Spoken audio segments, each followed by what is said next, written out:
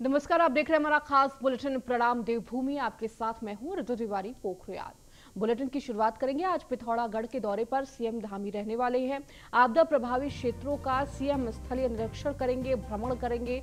राहत और बचाव कार्यों का सीएम जायजा भी लेंगे। आपदा पीड़ित परिवारों से सीएम करेंगे मुलाकात। सीएम धामी आज 10:30 बजे धारचूला जाएंगे। तो राहत और बचाव कार्यों की सीएम लेंगे जायजा। तो आपदा पीड़ित परिवारों से भी मिलेंगे। सीएम धामी करीब 10:30 बजे धारचूला पहुंचेंगे।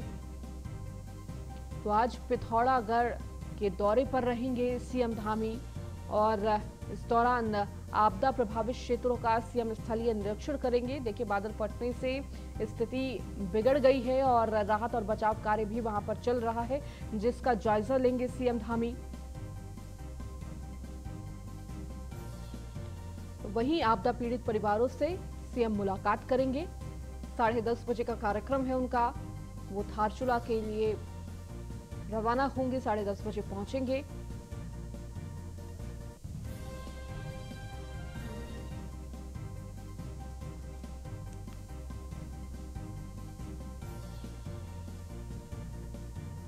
और ज्यादा जानकारी के साथ हमारे विशेष संवाददाता सुदीप जैन हमारे साथ जुड़े हुए हैं। सुदीप, आज सीएम पुष्कर धामी पिथौरागढ़ दौरे पर रहेंगे और आपदा प्रभावित क्षेत्रों का जायजा लेंगे।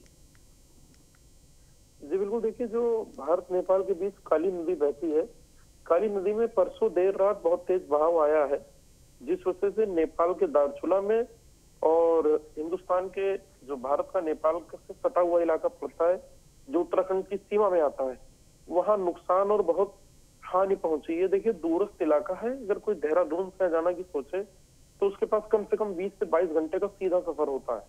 मुख्यमंत्री ने कल अफसरों को निर्देश दिए थे कि मौके पर राहत बचाव कार्य पहुंचाया जाए। मुख्यमंत्री आज चूंकि स्वयं मौके पर निरीक्षण लेने जा रहे हैं, दो देशों का यह मामला भी है, तो माना जा रहा है कि मुख्यमंत्री का दौरा बेहद अहम होगा और वो केंद्र सरकार को भी इस मामले में अपनी रिपोर्ट भेज सकते हैं। ठीक है, बहुत बहुत शुक्रिया सुदीप तमाम जानकारी देने के लिए। हरिद्वार के पथरी थाना क्षेत्र के फूलगढ़ शिवगढ़ गांव में 4 लोगों की जहरीली शराब पीने से मौत हो गई। मामले की सूचना मिलते ही जिला प्रशासन और पुलिस में हड़कंप मच गया। आशंका जताई जा रही है कि किसी प्रत्याशी ने शराब वितरण कराई होगी। मौके पर पुलिस प्रशासन के अधिकारी भी पहुंचे हुए हैं। प्रशासन ने अभी तक 4 लोगों की मौत की ही पुष्टि की है। पुलिस ने मामले में 2 लोगों को हिरासत में भी लिया है। वहीं मामले में एसओ पथरी थाना को सस्पेंड कर दिया गया है। साथ ही एसआईटी का गठन भी किया गया। घटना को लेकर सीएम धामी ने कहा कि पूरे मामले में जांच के आदेश दे दिए गए हैं और दोषियों पर सख्त कार्रवाई होगी।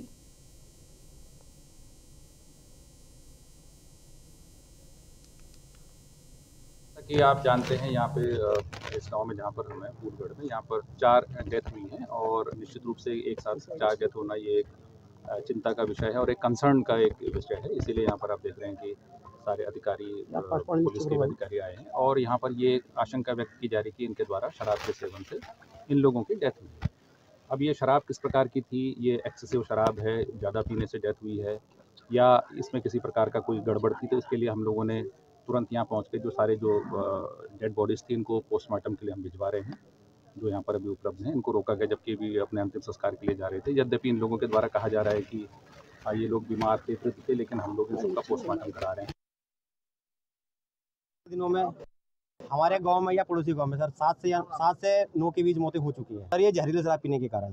सर, इस समय चुनाव का माहौल है तो सभी प्रत्याशी जोर लगाते हैं चुनाव जीतने के लिए, वोटरों को लुभाने के लिए। कोई चुनाव का माहौल है और हम यहाँ गांव फूलगढ़ में खड़े हैं। यहाँ सुबह पता लगा, मैं लक्ष्य रहता हूँ वैसे, कि ये मेरा ही गाँव है। यहाँ 4 आदमियों की डेथ हो गई है और बताया जा रहा है कि शराब पीने से हुई है। तो चुनाव का माहौल चल रहा है। चुनाव में लोग, प्रत्याशी और मतदाता भी सब दारू का सेवन तो करते ही हैं। कल इस गांव में एक व्यक्ति की डेथ हुई और इसके बारे में ये कहा जा रहा है कि उसकी भी शायद दारू पीने से ही हुई होगी। एक शिवगढ़ में एक व्यक्ति की डेथ हुई है। यहाँ 4 की हुई है। इन 4 में बड़ी दुखद बात है कि 2 के बहुत छोटे छोटे बच्चे हैं।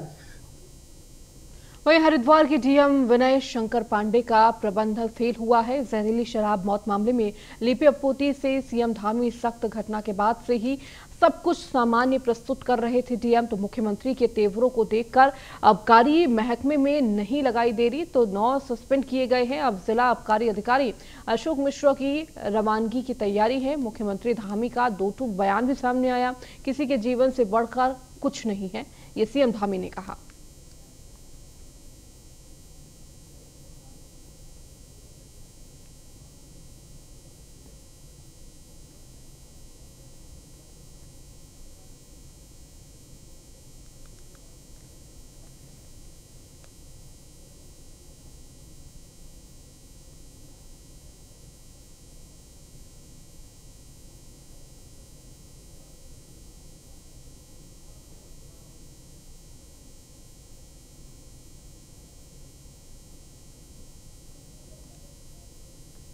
तो सीएम पुष्कर सिंह धामी ने इस पूरे मामले को लेकर सख्त से सख्त कार्रवाई करने के निर्देश दिए हैं। दोषियों को कड़ी सजा दी जाए।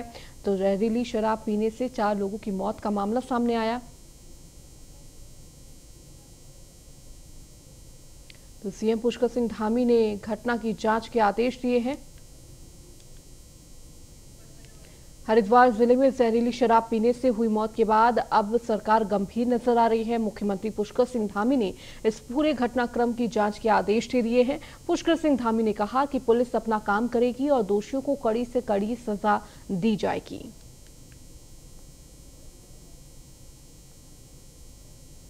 उसके जांच के आदेश दे दिए हैं और जो भी दोषी पाए जाएंगे उनके खिलाफ सख्त कार्रवाई होगी। कानून अपना काम करेगा। उसके जांच के आदेश दे दिए हैं और जो भी दोषी पाए जाएंगे उनके खिलाफ सख्त कार्रवाई होगी। कानून अपना काम करेगा। उसके जांच के आदेश दे दिए हैं और जो भी दोषी पाए जाएंगे उनके खिलाफ सख्त कार्रवाई होगी। कानून अपना काम करेगा। उसके जांच के आदेश।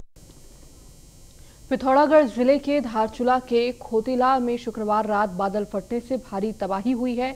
धारचूला बाजार में दुकानों को भारी नुकसान भी हुआ है।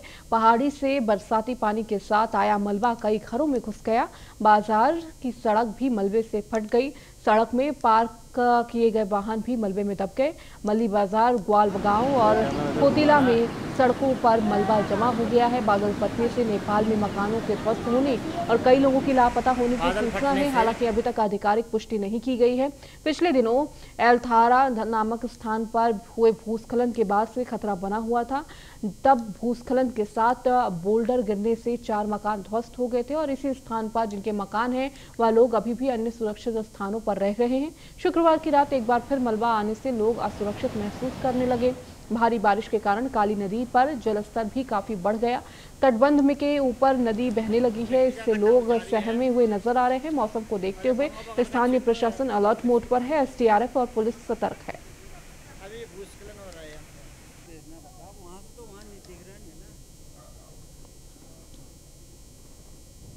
पिथौरागढ़ जिले के धारचूला में बादल फटने के बाद आई तबाही पर मुख्यमंत्री पुष्कर सिंह धामी ने अफसरों को निर्देश दिया कि राहत बचाव कार्य तेजी से किया जाए। मुख्यमंत्री धामी ने कहा कि सरकार इस मसले पर बेहद गंभीर है और दूरस्थ इलाका होने के कारण इस मामले को बेहद संवेदनशीलता से देखा जा रहा है और कोई भी लापरवाही बर्दाश्त नहीं की जाएगी। यहाँ पर अतिवृष्टि होने से, क्योंकि वैसे तो उस क्षेत्र में प्रत्येक वर्ष भूस्खलन की और आपदा की घटनाएं होती थी, लेकिन कल देर रात्रि को 55 जो परिवार हैं वो परिवार पूरी तरह से वहाँ पर नुकसान हो गया है, पूरी तरह से वो रह गए हैं और हम लोग लगातार वहाँ पर संपर्क में हैं। हमारे पूरे प्रशासन के लोग लगे हुए हैं, सभी अधिकारीगण लगे हुए हैं और मैं भी स्वयं लगातार उनसे वार्ता कर रहा हूँ। हमारा प्रयास है कि अभी स्थिति को, क्योंकि इस समय में जो भी बचाव काम है, राहत का काम है, वह सब किया जा रहा है और जल्दी उस क्षेत्र के लिए जो है हम लोग जो भी सबसे अच्छा हो सकता है उसके लिए प्रयास कर रहे हैं। काली नदी का तट है वो इस तरफ से काफ़ी जो है वहाँ पर बहाव हो गया है, तो उसमें काम भी पहले से चल रहा है और हमने आगे पहले भी योजना वहाँ के लिए बनाई हुई है कि उसके कटाव को रोकने के लिए, तो उस दिशा में जो भी होगा अभी फिलहाल तो हम लोग राहत के कार्य को देख रहे हैं।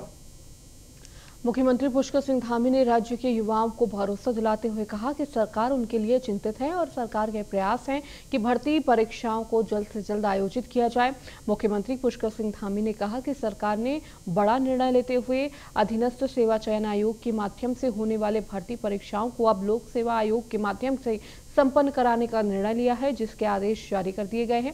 आपको बता दें, शुक्रवार शाम हुई कैबिनेट बैठक में धामी सरकार ने बड़ा फैसला लिया। राज्य सरकार ने समूह ग के करीब 7,000 पदों की भर्ती परीक्षा को उत्तराखंड लोक सेवा आयोग से कराने का निर्णय लिया है। साथ ही कैबिनेट बैठक में यूकेएसएससी पेपर लीक के बाद अब 5 परीक्षाओं को निरस्त कर दिया गया। इनमें वाहन चालक, कर्मशाला अनुदेशक, मत्स्य निरीक्षण, मुख्य आरक्षी पुलिस, दूरसंचार और पुलिस रैंकर्स की परीक्षाएं शामिल हैं। इन परीक्षाओं के निरस्त होने के बाद प्रदेश में 770 भर्तियां प्रभावित हुई हैं। हमने बहुत मंथन करने के बाद, बहुत ज़्यादा इसमें गंभीर चर्चा करने के बाद, मंत्रिमंडल में कल हमने चर्चा के बाद ये निर्णय लिया है कि जो हमारे परीक्षार्थी हैं, हमारे नौजवान हैं, उनको आने वाली परीक्षाओं के लिए लंबा वेट न करना पड़े, क्योंकि अधीनस्थ सेवा चयन आयोग, सभी लोग जान रहे हैं कि इस समय जांच की प्रक्रिया वहां पर चल रही है। इसलिए हमारे बच्चों को किसी प्रकार से भी जो है अपने एग्जामों से दूर न होना पड़े, उनको जो अवसर आ रहे हैं वो अवसर उनके हाथ से लंबा इंतजार उनको न करना पड़े। इसलिए हमने फैसला लिया है कि सारी परीक्षाएँ तय समय पर करेंगे और जल्दी ही इसका हम कैलेंडर भी जारी करने वाले हैं। भारत रत्न पंडित गोविंद बल्लभ पंत की 135वीं जयंती है और इस मौके पर प्रदेश भर में जगह जगह कार्यक्रमों का आयोजन किया गया। राजधानी देहरादून में सर्वे चौक स्थित IRDT सभागार में आयोजित कार्यक्रम में सीएम धामी ने पंडित गोविंद बल्लभ पंत के चित्र में पुष्प अर्पित करके हुए नमन किया। मुख्यमंत्री धामी ने कहा कि पंडित गोविंद बल्लभ पंत जी के सफल नेतृत्व का देश को बढ़ाने के लिए काम किया था और सरकार भी उनके कार्यों से प्रेरणा लेकर उत्तराखंड और देश के आगे बढ़ाने का काम कर रही है।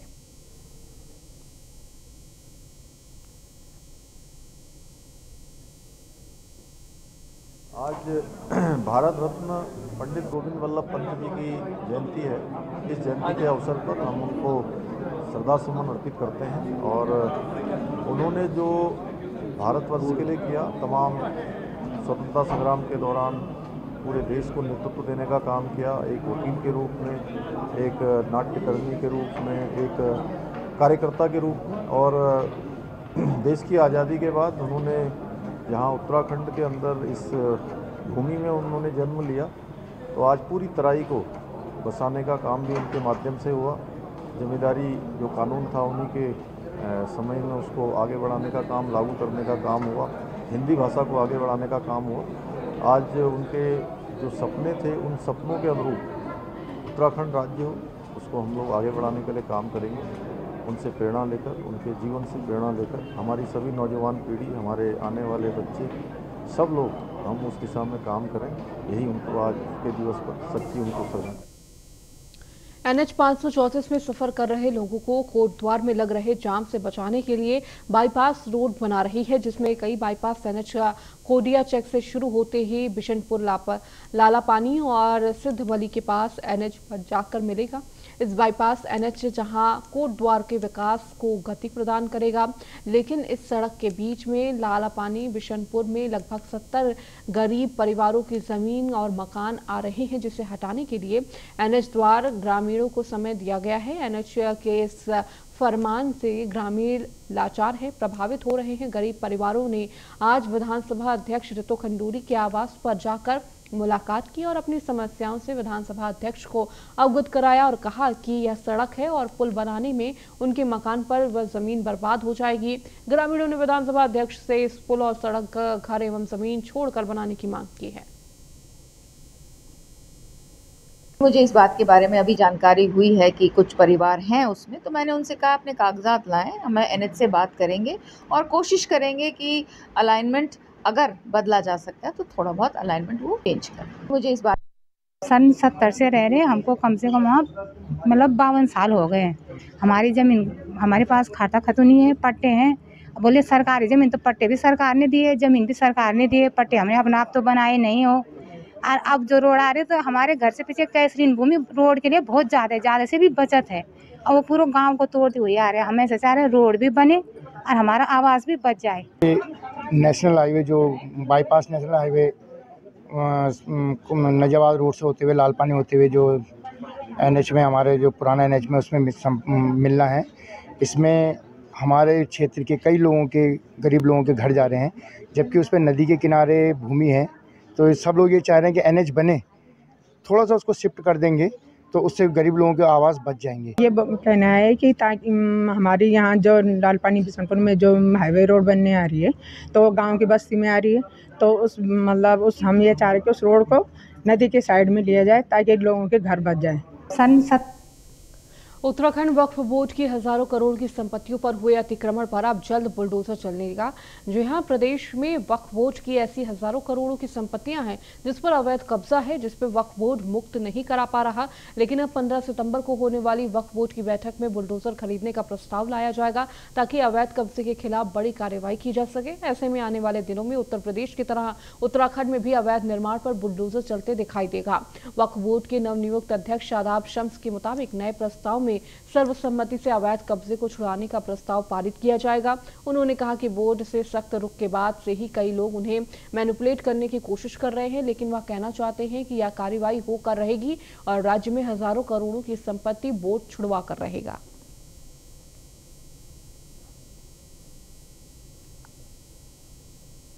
वक्फ बोर्ड की पहली बैठक 15 तारीख को आहूत की गई है और मुझे लगता है कि हमने उसमें प्रस्ताव पहले बुलडोज़र हम लोग खरीदेंगे, उसका प्रस्ताव उसमें आएगा और उस पर चर्चा होगी।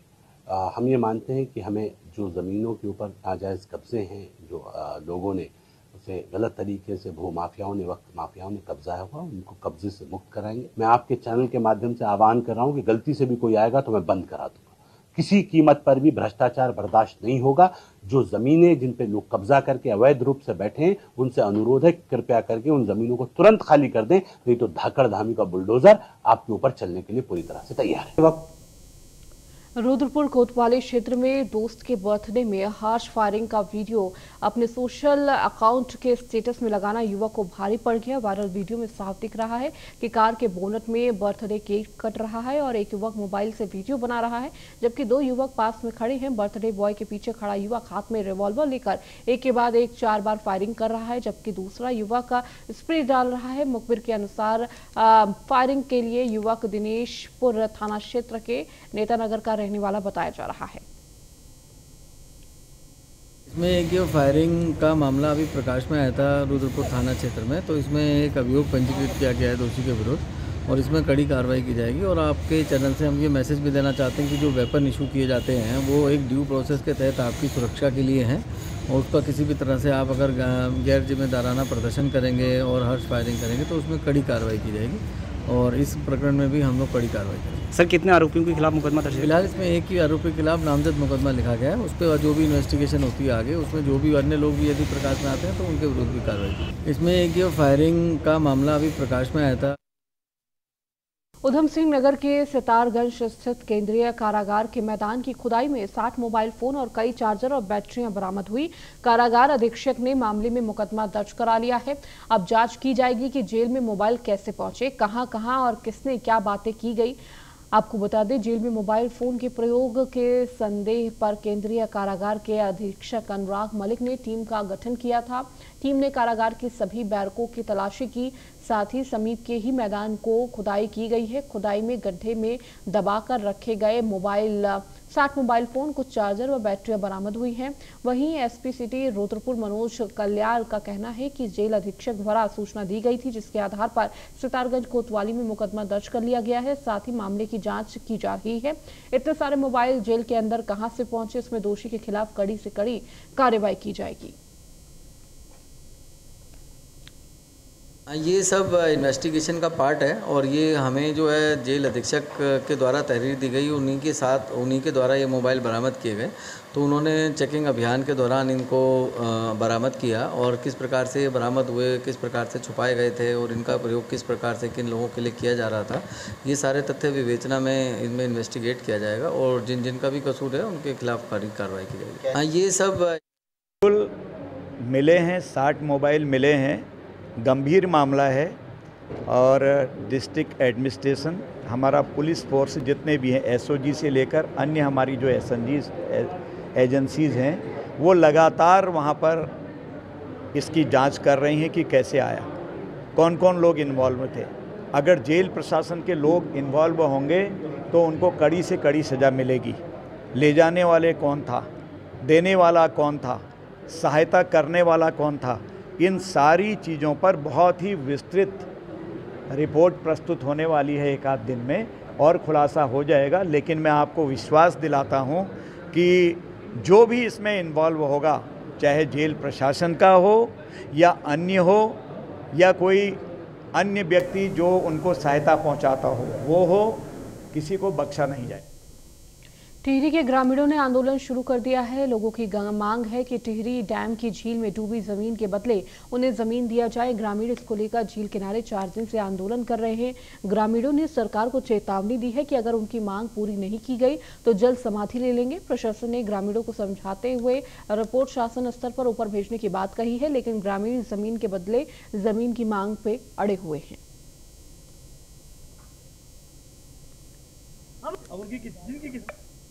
अभी तक किसी पर भी इम्प्लीमेंट हुआ नहीं है जिसका उनकी मांग पत्र है, परंतु क्योंकि यदि बाय रूल्स उसमें ऐसा पॉसिबिलिटी है तो उसके लिए रिकमेंडेशन ऑलरेडी जा चुका है। वो जो हमारी मतलब पुनर्वास की तरफ से जो एक लेटर गया भी है उसकी प्रति भी हमने उनको दिखा दी है।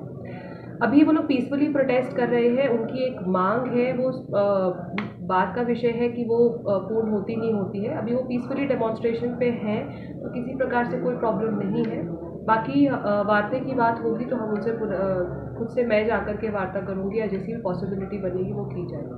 जब कोई सुन ही नहीं रहा तो हमारी लास्ट मांग यही है कि हम इसमें जल्द समाधि ले लेंगे और हमारे पास कोई ऑप्शन नहीं है। अगर फिर भी टीएसडीसी नहीं मानती है, प्रशासन हमारे साथ दुर्व्यवहार करता है, तो हम पीएसपी का और डैम का प्रोडक्शन रोक देंगे। उसके लिए चाहे हमें कुछ भी करना पड़े। जब कोई सुन ही नहीं रहा।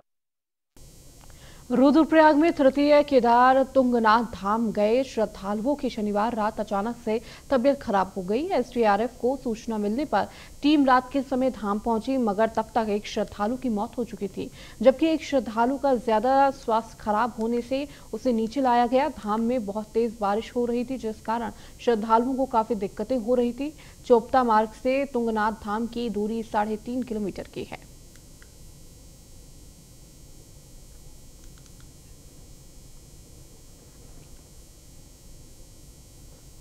और अब देखते हैं उत्तराखंड की खबरें फटाफट अंदाज में।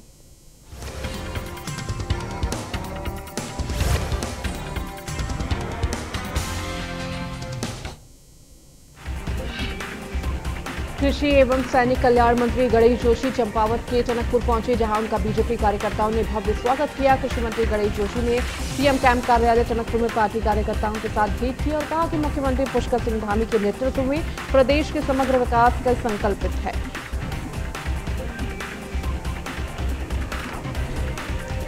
रुड़की के मंगलौर हरिद्वार बाईपास पर एक बस अनियंत्रित होकर रेलिंग से टकरा गई। बड़ी बात यह रही कि इस हादसे में कोई जनहानि नहीं हुई।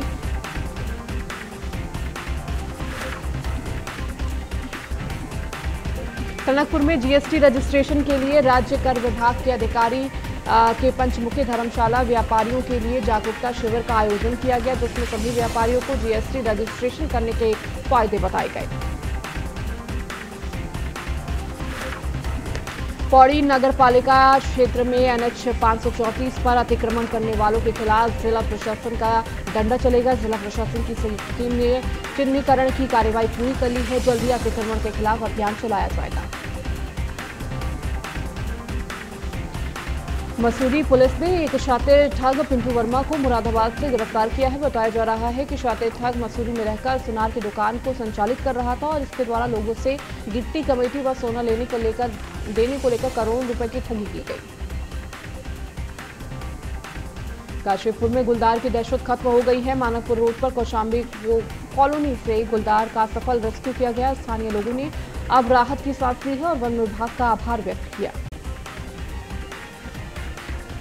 पौड़ी की जीबी पंत इंजीनियरिंग कॉलेज में भारत रत्न पंडित गोविंद वल्लभ पंत की 135वीं जयंती के मौके पर कॉलेज के स्टाफ की मौजूदगी नहीं होने पर डीएम ने कारण बताओ नोटिस जारी करने के निर्देश दिए हैं। उन्होंने कहा कि कॉलेज में सभी कर्मियों को आज के दिन रहना था, लेकिन ऐसा नहीं किया गया, जिस कारण कार्रवाई की जाएगी। पौड़ी विधायक राजकुमार पौड़ी ने भी नाराजगी व्यक्त की। रुद्रपुर में स्थित आशुतोष विद्या मंदिर इंटर कॉलेज में पंत जयंती आयोजन समिति द्वारा पंडित गोविंद पंत के 135वीं जयंती मनाई गई। इस कार्यक्रम में कैबिनेट मंत्री गणेश जोशी भी मौजूद रहे। उधम सिंह नगर के दिनेशपुर में नगर पंचायत परिसर के सामुदायिक सभागार भवन में पंडित गोविंद वल्लभ पंत की जयंती मनाई गई। यही नगर पंचायत बोर्ड और बीजेपी कार्यकर्ताओं ने पंडित गोविंद वल्लभ पंत के चित्र पर माल्यार्पण कर उन्हें पुष्पांजलि अर्पित की। इस मौके पर सरस्वती विद्या मंदिर के बच्चों ने सांस्कृतिक कार्यक्रम भी प्रस्तुत किए। टिहरी बांध के पावर हाउस में सफाई का काम करने वाले बसंत बहार रेस्टोरेंट कंपनी के खिलाफ भारतीय सफाई मजदूर संघ ने अनिश्चितकालीन धरना शुरू कर दिया है। अखिल भारतीय सफाई मजदूर संघ के सचिव अभिषेक कुमार ने कंपनी के मालिक पर हठधर्मिता का आरोप लगाया है। काशीपुर पुलिस ने सघन चेकिंग अभियान के दौरान 5 चोरी की बाइकों के साथ 3 चोरों को गिरफ्तार किया गया है। पकड़े गए तीनों आरोपी बिजनौर यूपी के रहने वाले हैं। मसूरी पुलिस के नेतृत्व में मसूरी सनातन धर्म इंटर कॉलेज में छात्रों को नशे के खिलाफ जागरूक किया गया। पुलिस ने छात्रों से नशे के खिलाफ चलाई जा रही मुहिम में सहयोग मांगा, जिससे कि नशे के कारोबार करने वाले लोगों पर नकेल कसकर उन्हें जेल भेजा जा सके और देश के भविष्य को बचाया जा सके।